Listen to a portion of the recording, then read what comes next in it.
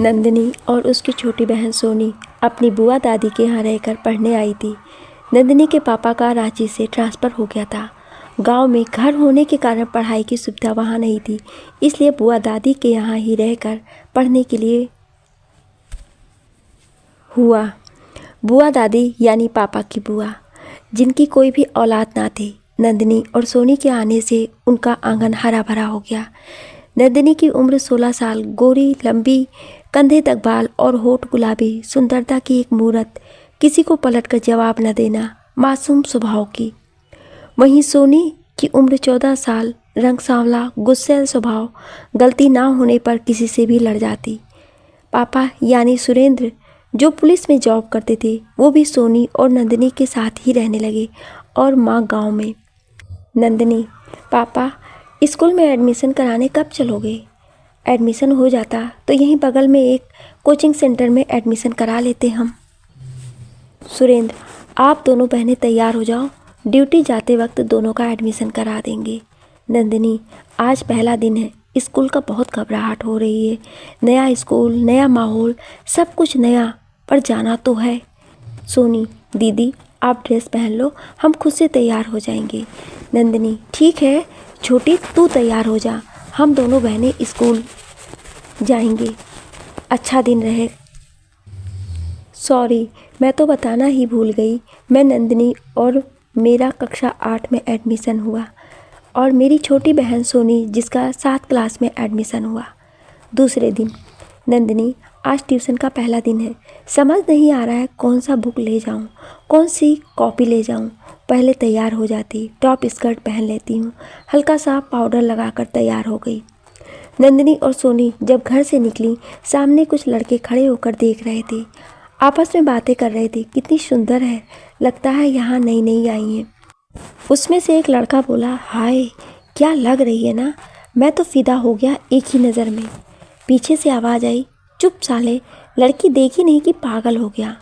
नंदिनी बातों को अनसुना कर ट्यूशन के लिए चली जाती है। वहाँ भी उसे महसूस होता है कोई लड़का उससे चुपके चुपके देख रहा है। नंदिनी को समझ नहीं आता कि वो लोग ऐसे क्यों देख रहे हैं। ट्यूशन पढ़कर घर आ जाती है। नाश्ता कर जब तैयार होकर 10 बजे स्कूल के लिए निकली तो देखा रास्ते में नंदिनी नाम से छोटी छोटी चिट्ठियाँ रखी हुई हैं। नंदिनी बहुत डर गई, आखिर ये कौन लिखा होगा, कोई देखेगा तो क्या कहेगा। तभी सोनी बोली, क्या हुआ दीदी? नंदिनी, कुछ नहीं, चलो स्कूल चलते हैं, लेट हो रहा है। कुछ दूर जाने पर नंदिनी जब पीछे मुड़कर देखी तो देखा दूर एक लड़का चुपके से देख रहा है। चेहरा ठीक से दिखा नहीं। नंदिनी को लेट हो रहा था। नंदिनी स्कूल के लिए निकल गई। रास्ते भर उसके दिमाग में चलता रहा, आखिर ये कौन है, क्या चाहता है। नंदिनी सोनी जब स्कूल में छुट्टी होने पर घर आई तो देखा उसी के दरवाजे पर फिर से कुछ लड़के खड़े थे जो नंदिनी को चुपके चुपके देख रहे थे और आपस में हंसी मजाक कर रहे थे। एक ने गाना गाया, बहारों फूल बरसाओ मेरा महबूब आया है। नंदिनी अपने दरवाजे से जैसे ही अंदर गई, बाहर से एक तेज आवाज़ सुनाई दिया, ऐसे गाना गाते हुए तुम सबको शर्म नहीं आती, वह सिर्फ मेरी है। नंदिनी सोचा कि ऐसा बोलने वाला कौन है। देखने के लिए दरवाजे तक गई, तभी अंदर से बुआ दादी की आवाज़ आई, आ गई बिटिया, मुंह हाथ धो ले, खाना निकाल देते हैं। नंदिनी, पहले ड्रेस चेंज कर लें, उसके बाद खाना खा लेते हैं। बुआ दादी। नंदिनी सोची क्यों ना आज रात में बुआ दादी को सारी बात बता दें, पर फिर सोचा बुआ दादी पुराने ख्यालात की हैं, सुनकर कहीं ट्यूशन जाना ही ना बंद करा दें। छोड़ो, अभी कुछ नहीं कहते हैं।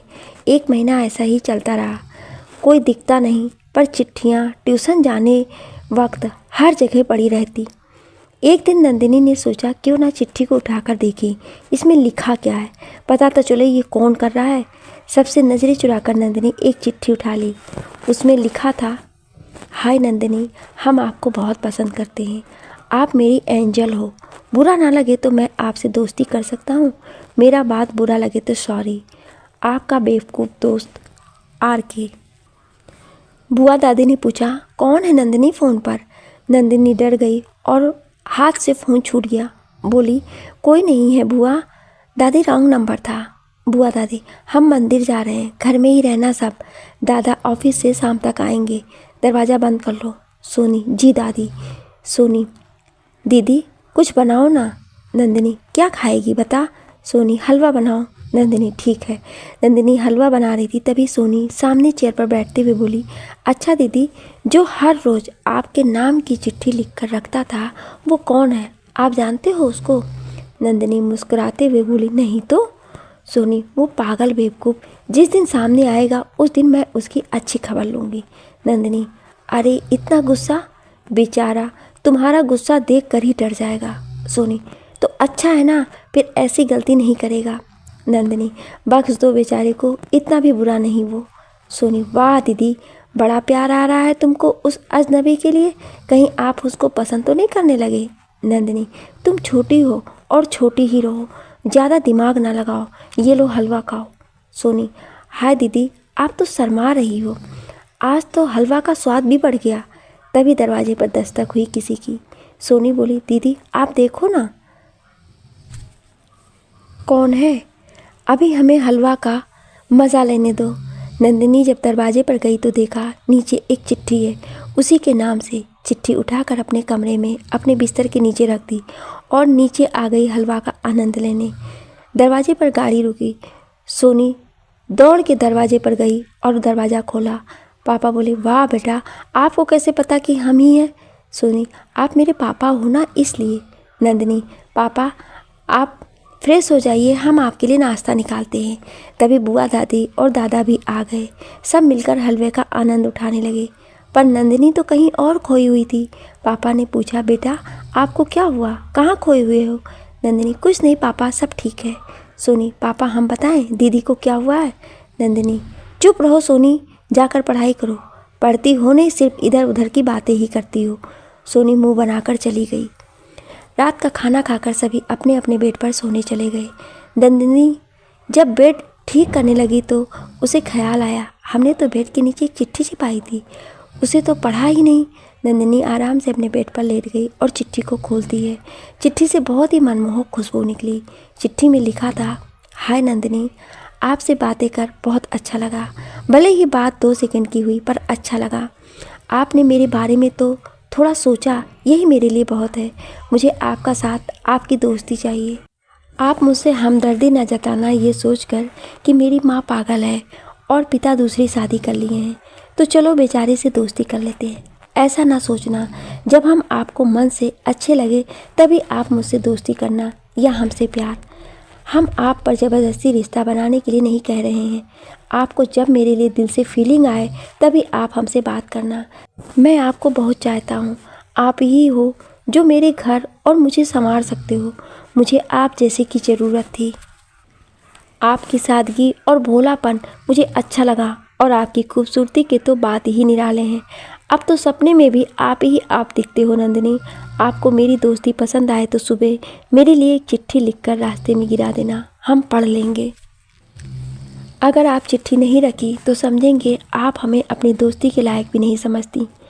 खिलते फूल जैसे लबों पर हंसी हो, ना कोई गम हो ना कोई बेबसी हो। सलामत रहे ज़िंदगी का सफ़र, जहाँ आप रहो वहाँ बस खुशी ही खुशी हो। आपको चाहने वाला आपका बेवकूफ़ दोस्त रोशन। नंदिनी उस खत को तकिए के नीचे रखते हुए सोचने लगी, कैसा अजीब लड़का है, सारी बातें खुद ही कह रहा है, पर मुझे सच में अच्छा लगने लगा है। मुझे भी उसका देखना अच्छा लगता है, पर मैं अपने प्यार का इजहार नहीं करूँगी, सिर्फ और सिर्फ दोस्त बनकर ही रहूँगी। कल ट्यूशन जाते वक्त रोशन के लिए चिट्ठी लिखकर रास्ते में गिरा दूँगी, सुबह सुबह लिख दूँगी। सोनी, दीदी उठो, आज ट्यूशन नहीं जाना, 6 बज गए। नंदिनी हड़बड़ा कर उठी, लगता है लेट से सोई इसलिए सुबह आँख नहीं खुली। हम तो चिट्ठी भी नहीं लिखे रोशन के नाम के, अब टाइम भी नहीं है लिखने का, क्या करूं, वो क्या समझेगा। पर जो भी हो, मुझे अभी ट्यूशन के लिए निकलना होगा। नंदिनी सोनी तैयार होकर ट्यूशन चले गए। रोशन चिट्ठी का इंतज़ार करता रहा, उसके मन में बहुत से निगेटिव ख्याल आ रहे थे। नंदिनी ट्यूशन से आकर स्कूल चली गई। स्कूल से आई तो पापा के साथ अपने गांव आ गई। रोशन जब नंदिनी को 2 दिन नहीं देखा तो सोचा शायद मेरे खत से नंदिनी नाराज़ हो गई है, इसलिए कोई रिप्लाई नहीं दिया। अब मैं कहाँ ढूंढूं नंदिनी को। रोशन के मन में बहुत से ख्याल आ रहे थे। रोशन ने जब पता लगाया तो मालूम हुआ नंदिनी अपने गाँव गई है। सोचा क्यों ना नंदिनी के गाँव जाएँ, उनसे बात करने। रोशन का मन बहुत बेचैन हो रहा था। अजीब सी घबराहट हो रहा था। रोशन नंदिनी का घर जानता था क्योंकि दोनों की कास्ट एक ही थी और जहाँ नंदिनी का घर था वहीं बगल में रोशन के परिवार का भी घर था। नंदिनी अपनी छत पर सुबह सुबह टहल रही थी, तभी रोशन दिखा। नंदिनी ने सोचा शायद ये मेरा वहम है, रोशन यहाँ कहाँ से आएगा। फिर जब ध्यान से देखा तो सच में रोशन था। कुछ दूर एक छत पर खड़ा रहा। आज कुछ ज़्यादा ही स्मार्ट लग रहा था। ग्रे कलर की जीन्स और वाइट कलर की टी शर्ट, हाथ में फैंसी घड़ी। मन कर रहा था दौड़ कर जाएं और रोशन को गले से लगा लें। मन में एक अजीब सी खुशी हो रही थी रोशन को देखकर। नंदिनी ने सोचा यहाँ ये क्या कर रहा है, यहाँ कैसे आया, मैं जाकर मिलूँ या नहीं, बात करूँ या नहीं। अजीब सी कसमकस नंदिनी के मन में चल रही थी। नंदिनी इशारे से रोशन से बात करती है। तुम यहाँ कैसे आए? रोशन इशारे से बताता है, तुम्हारे लिए, तुम्हारे हाँ ना का जवाब जानने के लिए। ये दिल भी कितना पागल है जो तुम्हारे पीछे पीछे यहाँ तक आ गया। तुम एक बार बता दो तो मैं चला जाऊँगा। नंदिनी, तुम नीचे मेरे दरवाजे पर आओ। रोशन, कोई कुछ बोलेगा तो? नंदिनी, कोई नहीं कुछ बोलेगा। कोई कुछ पूछेगा तो बोल देंगी कि किसी का घर का पता पूछ रहा था। वो लड़का इतना बोल नंदिनी मुस्कुराती है। रोशन, अभी आते हैं। नंदिनी दौड़ के नीचे आती है। माँ, कहाँ जा रही हो नंदिनी इतनी हड़बड़ी में? नंदिनी, बस 5 मिनट में आएंगे तो आपको सारी बात बताएंगे। अभी प्लीज़ जाने दो मेरी प्यारी माँ। माँ, अच्छा ठीक है जा, पर थोड़ा संभल के। ये लड़की भी ना हमेशा हड़बड़ी में रहती है। नंदिनी रोशन के करीब अपने मन से पहली बार गई थी। नंदिनी, तुमको देखकर अच्छा लगा। हम तुम्हारे नाम की चिट्ठी रखना चाहते थे पर रख नहीं पाए, सॉरी। रोशन, आप जानती नहीं हो नंदिनी, हम कितना परेशान हो गए थे आपका हाँ या ना जानने के लिए। उस परेशानी की वजह से बेवकूफ़ी कर हम यहाँ आ गए। मेरे यहाँ आने से आपको कोई परेशानी हो तो हमें भी माफ़ करना है। नंदिनी, रोशन, हम तुम्हें तुम कह के बात कर रहे हैं, आपको बुरा तो नहीं लग रहा है? क्योंकि तुम शब्द कहकर बात करने से मुझे अपनापन जैसा लगता है। आप भी मुझे तुम कहकर बुला सकते हो। रोशन, ठीक है, आपको तुम कहकर ही बात करेंगे। नंदिनी, तुमने मेरी बात का जवाब नहीं दिया। नंदिनी, हम तुमसे दोस्ती करना चाहते हैं और तुमको एक अच्छा दोस्त मानते भी हैं। रोशन, मैं तुम्हारे बारे में अपनी माँ से हर बात शेयर की है और अपनी छोटी बहन से भी। वो दोनों को पता है कि हम तुमको पसंद करते हैं। नंदिनी, मेरे घर में किसी चीज़ की कमी, तुम्हारे दरवाजे पर भी चिट्ठी हम नहीं बल्कि मेरी बहन रखने गई थी ताकि तुमको कोई प्रॉब्लम ना हो। ठीक है, ना तो नहीं, अब हमें जाना होगा। बहुत जल्द आपसे मिलेंगे। नंदिनी, हाँ ज़रूर, कुछ दिन बाद हम वहीं आ रहे हैं, फिर तुमसे मिलेंगे। बाय। अपना और अपने परिवार का ख्याल रखिएगा। रोशन, बाय नंदिनी, जाने का मन नहीं कर रहा है पर जाना पड़ेगा। तुमसे ऐसे रास्ते में खड़ा होकर ज़्यादा बात भी नहीं कर सकते। रोशन चला गया। नंदिनी बस मुस्कान लिए देखती रही। रोशन आगे बढ़ते हुए भी बार बार पीछे मुड़कर नंदिनी को देखता रहा, जब तक कि वो आंखों से ओझल ना हो जाए तब तक।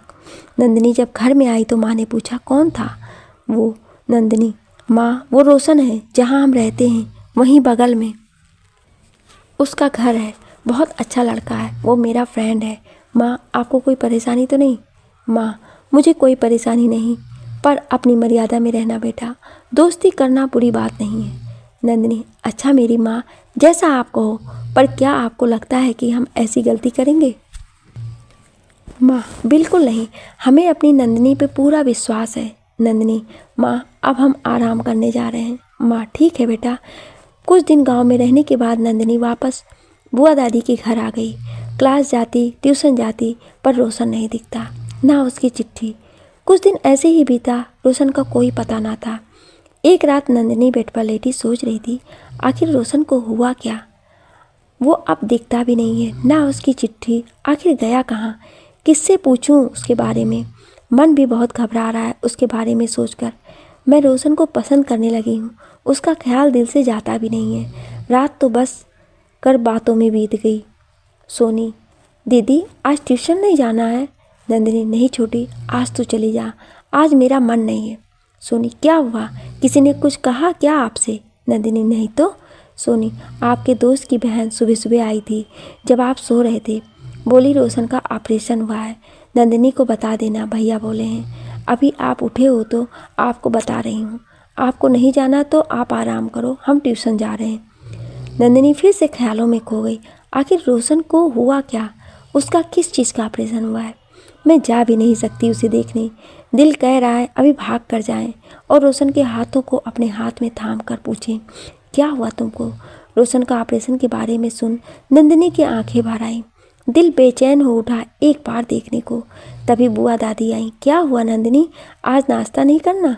ट्यूशन भी नहीं गई? तबीयत ठीक है ना बेटा? नंदिनी, हाँ बुआ दादी, हम ठीक हैं, अभी आ रहे हैं नीचे, आप चलिए। जब नंदिनी दरवाजे पर गई, लगा जैसे रोशन चुपके देख रहा है, पर फिर पलट के देखा तो वहाँ रोशन ना था। ये सिर्फ नंदिनी की सोच थी। नंदिनी को रोशन का एहसास हो रहा था, आंखों से आंसू बहे जा रहे थे। आज नंदिनी को एहसास हुआ कि वो रोशन से सच्चा प्रेम करती है। तभी तो उसके बारे में सोचकर उसे कुछ अच्छा नहीं लग रहा है, बस रोना आ रहा है। तभी दादा की रेडियो चालू हुई और गाना बज रहा था। मार गई मुझे तेरी जुदाई, डस गई ये तन्हाई, तेरी याद आई तो आंखों में नींद नहीं आई। नंदिनी गाने को ध्यान से सुनने लगी। दादा बोले, क्या हुआ बिटिया, आज बड़ा गाना सुना जा रहा है? नंदिनी, कुछ नहीं दादाजी, यूं ही गाना अच्छा लगा और झूठी मुस्कान चेहरे पर लाकर हंस दी। नंदिनी, क्यों ना रोशन की बहन को बुलाकर पूछूं उसे हुआ क्या है। आखिर वो भी तो मेरे और रोशन की दोस्ती के बारे में जानती है। पर उसे बुलाऊं कैसे? मैं तो किसी के घर जाती भी नहीं। रोशन का अस्पताल में भर्ती होने की खबर नंदिनी को परेशान कर रहे थे। नंदिनी हर वक्त सोचती रही कैसे पता करे रोशन को हुआ क्या। मन नहीं लग रहा था तो नंदिनी दरवाजे पर खड़ी हो गई। कुछ देर में रोशन की बहन हॉस्पिटल जाने के लिए घर से निकली। नंदिनी जब रोशन की बहन सुजाता को देखी तो इशारा की पास में आने की। सुजाता, क्या हुआ नंदिनी? नंदिनी, आपके भैया को क्या हुआ? उनका किस चीज़ का ऑपरेशन हुआ है? कुछ दिन पहले मिली थी, तब तो वो ठीक थे, फिर अचानक क्या हुआ? सुजाता, भैया को अपेंडिक्स हो गया है। रात में पेट में बहुत तेज़ दर्द हुआ। पापा को हम फ़ोन किए, पापा आए और भैया को हॉस्पिटल में लेकर के गए। वहीं अपेंडिक्स का ऑपरेशन हुआ है। अब भैया ठीक है, 2 दिन में घर आ जाएंगे। हम भी वहीं जा रहे हैं नंदिनी। नंदिनी, आप कुछ देर रुकिएगा। सुजाता, मुझे कुछ देना है आपके भैया के लिए। सुजाता, हाँ पर थोड़ा जल्दी करिएगा नंदिनी। नंदिनी, बस हम तुरंत आते हैं। नंदिनी, ये लीजिए सुजाता, इस चिट्ठी को आप अपने भैया को दे दीजिएगा। सुजाता, ठीक है, अब हमें जाना होगा। नंदिनी, आपकी माँ कहाँ है? सुजाता, माँ भैया के लिए रो रही हैं, घर पर ही हैं अकेले, इसलिए तो जल्दी से आना होगा हमें। नंदिनी, तो फिर आपके भैया के पास कौन रहेगा? सुजाता, पापा रहेंगे, भले ही दूसरी शादी किए हैं, पर पापा हमें और भैया को बहुत चाहते हैं, खासकर भैया को। बाय नंदिनी। नंदिनी हॉल में सोफा पर बैठते हुए चैन की सांस ली। सुजाता जब हॉस्पिटल पहुंची तो रोशन सो रहा था। सुजाता रोशन के तकिए के नीचे चिट्ठी को रख दी और जल्दी से पापा को खाना देकर घर आ गई। रोशन को चिट्ठी के बारे में बताने का वक्त ही नहीं मिला कि चिट्ठी आपके तकिए के नीचे रखा है। रात में 9 बजे रोशन की आँख खुले। रोशन के पापा रोशन को खाना खिलाकर बोले, बेटा आप आराम करो, हम भी थोड़ा आराम कर लेते हैं। रोशन, ठीक है पापा। रात के 11 बज रहे थे। रोशन की आंखों में नींद नहीं थी।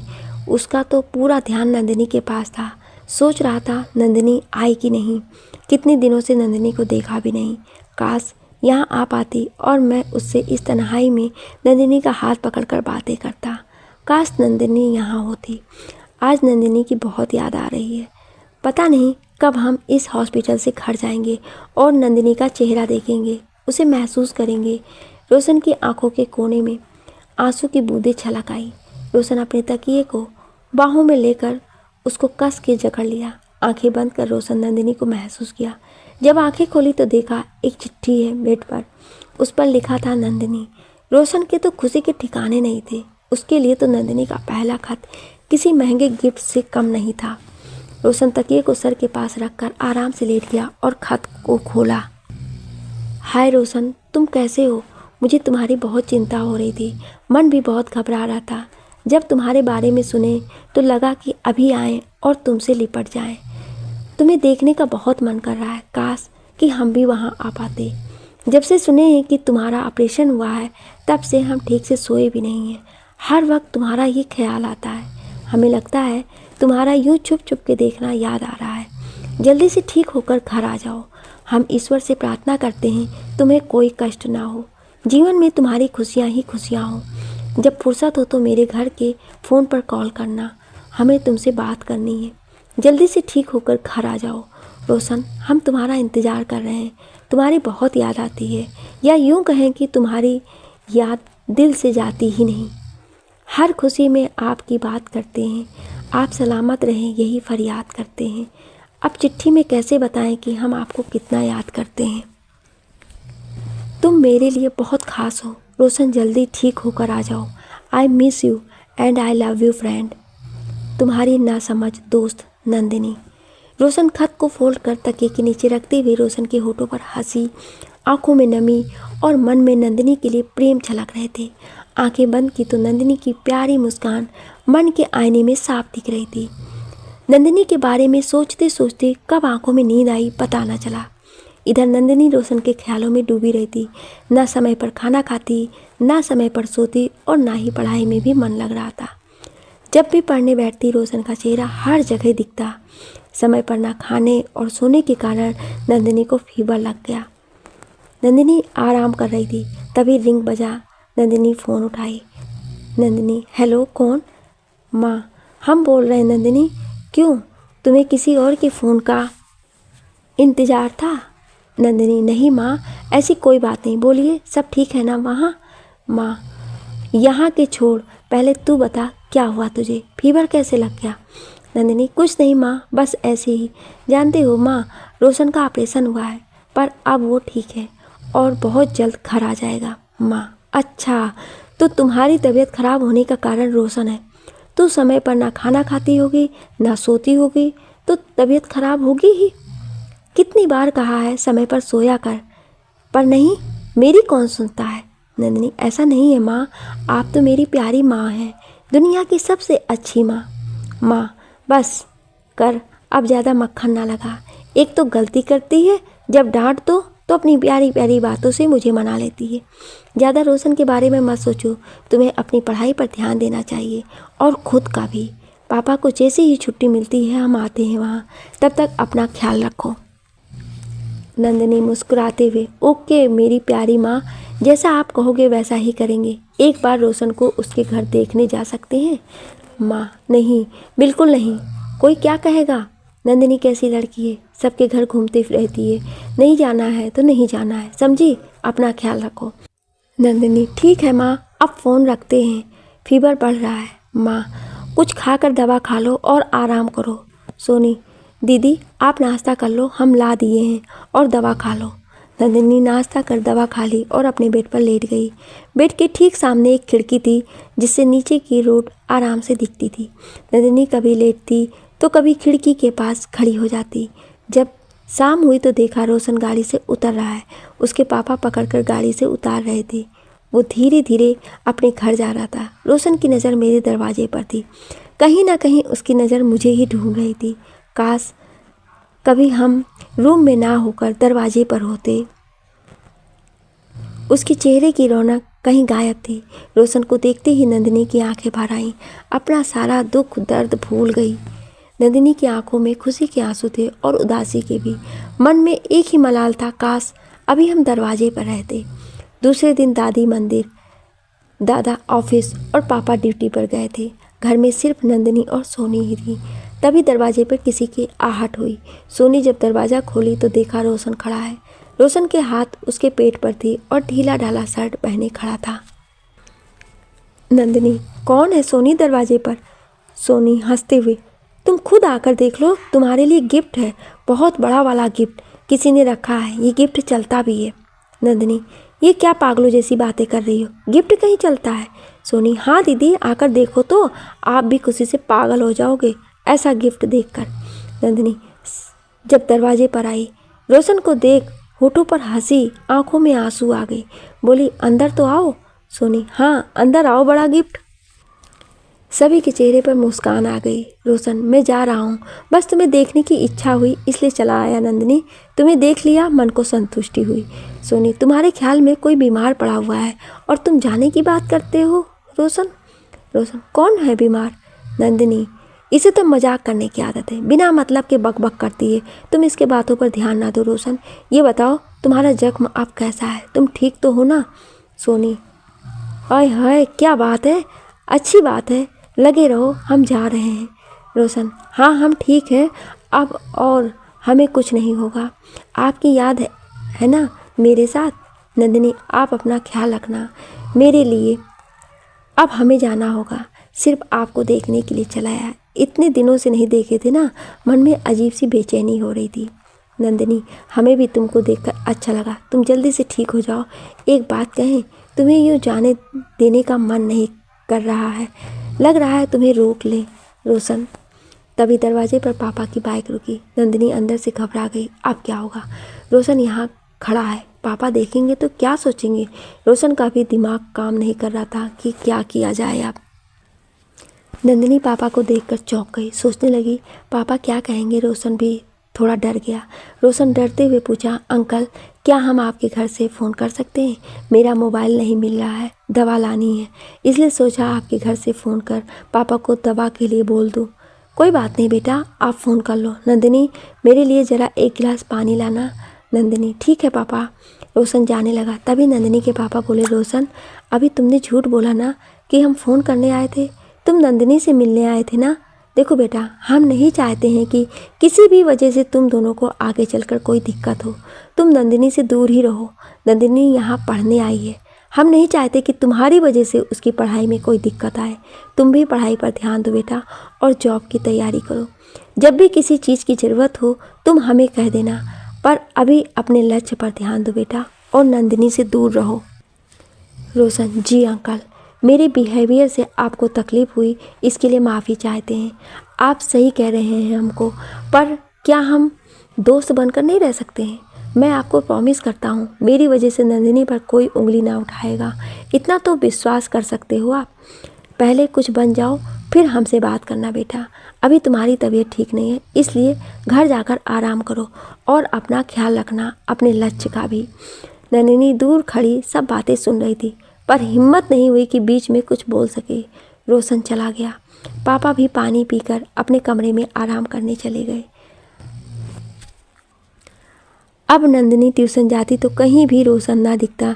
नंदिनी एक झलक पाने के लिए तरस जाती। रोशन का नंबर भी तो नहीं था उसके पास। आज 1 जनवरी था। जब नंदिनी सुबह सुबह ट्यूशन के लिए जाने लगी तो देखा दरवाजे पे एक ग्रीटिंग कार्ड रखा हुआ है। नंदिनी ग्रीटिंग कार्ड निकालकर पीछे रूम के अंदर देखा तो दादा न्यूज़पेपर पढ़ रहे थे। बुआ दादी किचन में थी। सोनी अपना बुक लेकर आ रही थी। नंदिनी ग्रीटिंग कार्ड को अपने बुक में छिपाते हुए सोचा, चलो अच्छा है किसी ने नहीं देखा ग्रीटिंग कार्ड को, और ट्यूशन चली गई। जब ट्यूशन से घर आई तो ग्रीटिंग कार्ड को देखना चाहा। ग्रीटिंग कार्ड के ऊपर आपका माही नंदिनी लिखा हुआ था। नंदिनी सोचने लगी, अब ये कौन है? हमें तो लगा रोशन ने रखा होगा, इस पर तो किसी माही का नाम है। नंदिनी ग्रीटिंग कार्ड को खोली, अंदर से एक चिट्ठी निकली। चिट्ठी को खोलो। Hi Nandini, happy new year, my best friend, my love, some love one some love two, but I say that I love you. Nandini, आप मेरी पहली और आखिरी बेस्ट फ्रेंड हो। जीवन के हर मोड़ पर साथ देना चाहें, मुझसे कोई भी गलती हो जाए माफ़ कर देना, पर हमें कभी ना भूलना। अगर आप मुझे भूल गए तो मेरा क्या हाल होगा, आप सोच भी नहीं सकती हो। जब से देखा तब से आप ही को चाहा। मैं अब जॉब की तैयारी करूँगा, नए साल में नई सोच के साथ। बस आप अपना प्रेम मेरे लिए यूं ही बनाए रखना। नंदिनी, आप शायद सोच रही होंगी कि ये माही कौन है। माही मेरा ही नाम है। आपके पापा बोले थे रोशन तुम नंदिनी से ज़्यादा ना मिलना, इसलिए सोचा रोशन को मना किया था, पर मेरा नाम माही भी है और माही आपसे दूर रहे ये हो ही नहीं सकता। पहले आपको बतलाया नहीं। नंदिनी, आप हमेशा यूं ही मुस्कुराते रहिएगा मेरे लिए। आपके लिए आज शाम को एक गिफ्ट सुजाता से भेजूंगा, प्लीज़ उसे पहनकर कल ट्यूशन जाइएगा, हमें अच्छा लगेगा। इस्माइल खूबसूरती और भोलापन यूँ दीवाना कर गया। हर जगह आपकी तस्वीर नज़र आती है। हाथों की लकीरों में आप हो या ना हो, पर दिल में हमेशा आप रहोगे। आप हमें यूँ ना तरसाया करें, एक बार तो मिलने को छत पर आया करें मेरी प्यारी नंदिनी। अगर मेरी बातें अच्छी लगी हो तो एक स्माइल मेरे लिए तो कर दें। आपका बेवकूफ़ पर प्यारा दोस्त रोशन उर्फ माही। नंदिनी चिट्ठी को मोड़कर बुक में रखी और ग्रीटिंग कार्ड को देखा। जैसे ही ग्रीटिंग कार्ड को खोला उसमें से आवाज़ आई, हैप्पी न्यू ईयर। नंदिनी देखकर बहुत खुश हो गई। उसे ग्रीटिंग कार्ड बहुत पसंद आया क्योंकि उसमें म्यूजिक बज रहे थे। नंदिनी के चेहरे पर खुशी की हंसी आ गई। सोची क्या हमें भी रोशन को ग्रीटिंग कार्ड देना चाहिए या नहीं। तभी नंदिनी कानों में गाने की आवाज़ आने लगी। गाना बहुत ही प्यारा था। नंदिनी दौड़कर छत पर आई। देखा रोशन सामने खड़ा है, छत पर ही बॉक्स लगाए हुए है और गाना बजा रहा है। गाने के बोल थे, तेरी मोहब्बत ने दिल में मुकाम कर दिया, मैंने भी अपना दिल ये जान तेरे नाम कर दिया। नंदिनी गाने को सुन उसमें खो गई। दूर खड़ा रोशन नंदिनी को देखकर बस मुस्कुराता रहा। नंदिनी बहुत ही खूबसूरत लग रही थी। खुले बाल, होंठ सुर्ख गुलाबी, आंखों में काजल, बदन पर गुलाबी रंग की ड्रेस, मानो परी उतर आई हो छत पर। बहुत ही खूबसूरत लग रही थी। लगा जैसे अभी नंदिनी के पास जाएं और प्यारा सा किस देते हुए हैप्पी न्यू ईयर बोल दें। नंदिनी दूर खड़ी रोशन को इशारे से पूछा, क्या हुआ? रोशन अपने हाथ सर पर फेरते हुए हल्की सी मुस्कान के साथ बोला, कुछ नहीं। तुम्हें याद? सोनी, दीदी आप क्या कर रहे हो छत पर? नंदिनी, यहाँ से नीचे कूदने की तैयारी। छत पर खड़ा होकर लंबाई नाप रही थी, छत से सड़क तक की। सोनी, नीचे गद्दा बिछा हुआ है, यहाँ सड़क पर ही कूदना है आपको। दीदी दीदी आप वहाँ छलांग लगाइए, देखिए नीचे नाला भी है, मज़ा आएगा आपको। नंदिनी, रुक, मैं तुझे अभी बताती हूँ मुझे कहाँ कूदना है। सोनी वहाँ से दौड़ती हुई छत के दूसरे साइड आ गई। नंदिनी और सोनी की नोक-झोंक रोशन दूर खड़ा देखकर बस मुस्कुराता रहा। तभी सोनी तेज़ आवाज़ में बोली, क्यों रोशन, आपको भी नीचे छलांग लगानी है? रोशन, हमें तो माफ़ कर दें, हम तो भी बच्चे हैं, इतनी लंबी छलांग नहीं लगा सकती।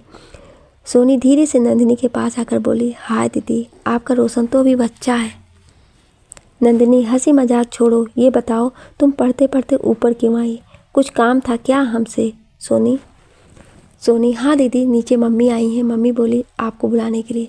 नंदिनी दौड़ कर नीचे आती है और माँ से लिपटते हुए बोलती है, पता है आपको हम कितना मिस किए?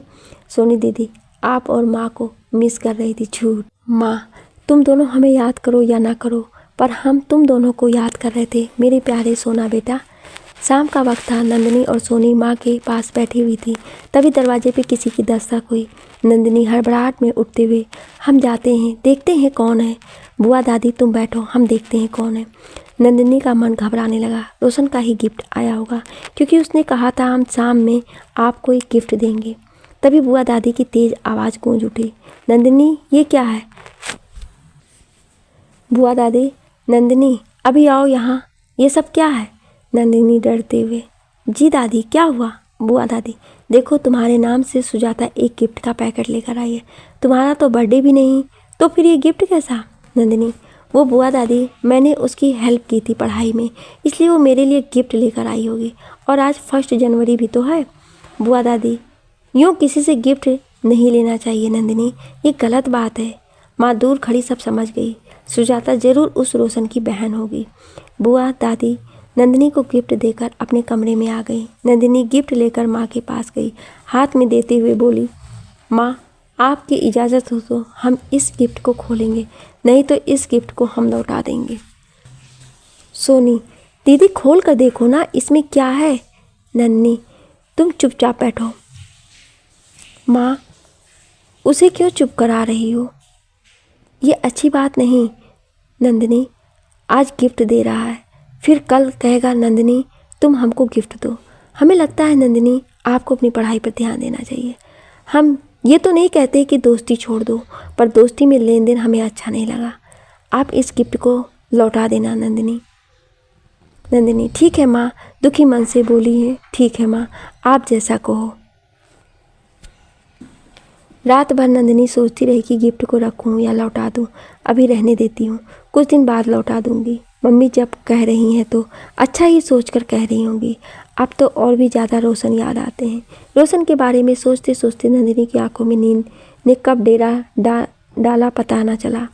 दूसरे दिन नंदिनी बिल्कुल सिंपल तैयार हुई, सिर्फ बाल संवारे और कपड़ा चेंज कर ट्यूशन के लिए निकल गई। दूर खड़ा रोशन बस देखता ही रह गया। नंदिनी पलक उठाकर भी नहीं देखी कि रास्ते में कौन है कौन नहीं है। नंदिनी ट्यूशन से आकर आराम से लेट गई। तभी ख्याल आया क्यों ना एक बार गिफ्ट खोलकर देखें उसमें है क्या। गिफ्ट खोला तो उसमें बहुत ही खूबसूरत अंगूठी थी और एक गला सेट। नंदिनी को दोनों बहुत पसंद आए। क्या हमें रखना चाहिए या लौटा देना चाहिए? अगर हम लौटा दिए तो रोशन को अच्छा ना लगेगा। कितना प्यार से गिफ्ट दिया था। अंगूठी के डिब्बे में एक छोटा सा पत्र था जिसमें लिखा था, हाय नंदिनी, आपके लिए छोटा सा तोहफा, प्लीज़ आप रख लेना। पता नहीं आपको पसंद आया भी या नहीं। Miss you Nandini. प्यासा है कोई बरसात में, चांदनी की चमकती इस रात में, एक खुशबू सी है हर बात में, है सितारे मेरे कदमों के तले, एक एहसास है आज उनकी आहट में, पास आकर भी क्यों है दूरियां, कोई प्यासा है क्यों है बरसात में। आपका और सिर्फ आपका रोशन उर्फ माही। नंदिनी उस पत्र को बाकी पत्र के साथ अच्छे से रख देती है। मन में एक उमंग पर दिमाग में एक सोच की, माँ क्या कहेगी। माँ कुछ दिन रुकने के बाद अपने गांव आ गई। नंदिनी रोशन को थोड़ा इग्नोर करने लगी, पर दिल से बहुत ज़्यादा प्रेम। रोशन जब भी गली से गुजरता उसकी नज़र बस दरवाजे के अंदर ही रहती कि काश नंदिनी एक बार नज़र आ जाए। कुछ दिन ऐसे ही चला। रोशन अब बहुत तेज़ आवाज़ में गाना बजाता ताकि नंदिनी के कानों तक पहुँचे, पर उसे फील हो कि अब रोशन का क्या हाल है। नंदिनी सब समझती थी, पर क्या कहे रोशन से कि मम्मी के कारण हम तुमको इग्नोर करते हैं। कैसे कहें कि हमें भी तुम्हें देखना अच्छा लगता है, तुमसे बात करना अच्छा लगता है, तुम्हें महसूस करना अच्छा लगता है। नंदिनी बस सोच कर आ जाती। एक दिन दरवाजे पर नंदिनी खड़ी थी, तभी रोशन की माँ दरवाजे पर आकर बैठ गई। नंदिनी उनसे बात करने लगी तो रोशन की माँ भी नंदिनी को अपना हर बात बताने लगी, अपना बीता हुआ कल की, कैसे उन्होंने अपने दोनों बच्चों को पाला और बड़ा किया। पति तो पागल कहकर छोड़ दिया, पर एक चीज़ अच्छी थी कि बच्चों को कभी ना छोड़ा।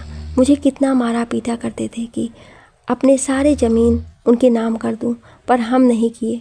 आज वही ज़मीन मेरे बच्चों के काम आएगी। मेरे पास धन की कमी नहीं है, बस मन की कमी है। रोशन हमें तुम्हारे बारे में सब कुछ बताया है। प्लीज़ नंदिनी, मेरे बच्चे को यूँ ना छोड़ना। बहुत ही भोला है मेरा बेटा, उसी के सहारे तो अभी तक जी रही हूँ। उसका सपना है कि एक स्कूल खोले, बच्चे को पढ़ाए, और वो अपना सपना पूरा करने में लगा हुआ है। खुद पढ़ता है, फिर शाम में बच्चों को पढ़ाता है, पैसे इकट्ठा करता है ताकि अपनी मेहनत से स्कूल खोले, ना कि ज़मीन बेचकर या किसी से उधार लेकर। नंदिनी बस हाँ में हाँ कहती जा रही थी, पर मन में सोचा हम रोशन को अकेला नहीं होने देंगे। आज ही हम बात करेंगे रोशन से। रोशन की माँ को जाने के बाद नंदिनी अपने रूम में आई, अंगूठी लेकर छत पर चली गई। देखा सामने छत पर रोशन पढ़ाई कर रहा था। नंदिनी इशारे से रोशन से बात की, बोली, तुम मुझे ये रिंग कब पहनाने वाले हो? हम खुद से नहीं, तुम्हारे हाथों से पहनना चाहते हैं। रोशन मुस्कुरा दिया, बोला, क्या आप हमसे कहीं अकेले में मिलेंगी? नंदिनी, नहीं मिल सकते बाहर, पर हाँ, मेरे यहाँ कुछ दिन बाद पूजा है, आप आना और उसी में हमें ये रिंग पहनाना। रोशन, ठीक है, जो आपको अच्छा लगे वो हम करेंगे। कुछ दिन बाद नंदिनी और सोनी पूजा के कामों में लग गए। पूजा की तैयारी हुई। दादी का सपना था कि अपनी ज़िंदगी में सभी को भोज कराओ, क्योंकि कोई औलाद भी तो नहीं था कि शादी करेंगे तो खाना खिलाएंगे। रहा नंदिनी सोनी की बात, तो उसकी शादी तो उसके घर से होगी। दादी छोटा सा पूजा का निमंत्रण सभी गाँव वाले को दे दी। दिन में पूजा स्टार्ट हुई, पर रोशन नहीं आया। शाम तक नंदिनी इंतज़ार करती रही। शाम से रात हुई, आधा गेस्ट खाकर चले गए थे। तब रोशन गाँव से कुछ दोस्तों के साथ खाना खाने के लिए आया। नंदिनी देखकर खुश हो गई। रोशन छत पर खाना खाने लगा। खाकर जब नीचे जाने लगा तो नंदिनी दौड़ती हुई आई, रूम के बगल दरवाजे के पास खड़ी हो गई। उस वक्त सभी छत पर थे, कुछ गेस्ट रूम में और कुछ आंगन में। नंदिनी ने अपनी मुट्ठी खोली और अंगूठी रोशन को दिखाते हुए इशारा की, लो मुझे पहनाओ। रोशन खुशी से झूम उठा। वो भी तो नंदिनी को चाहता था। उसकी भी इच्छा थी कि वो नंदिनी को अंगूठी पहनाए।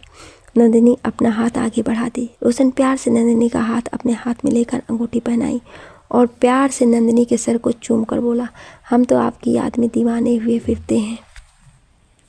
काश कि ये वक्त यहीं थम जाए और हम अपनी बाहों में आपको समेट लें। नंदिनी शर्म से अपनी पलकें झुका ली और रोशन का हाथ कस के पकड़ लिया। उस वक्त नंदिनी को अजीब सी खुशी हो रही थी।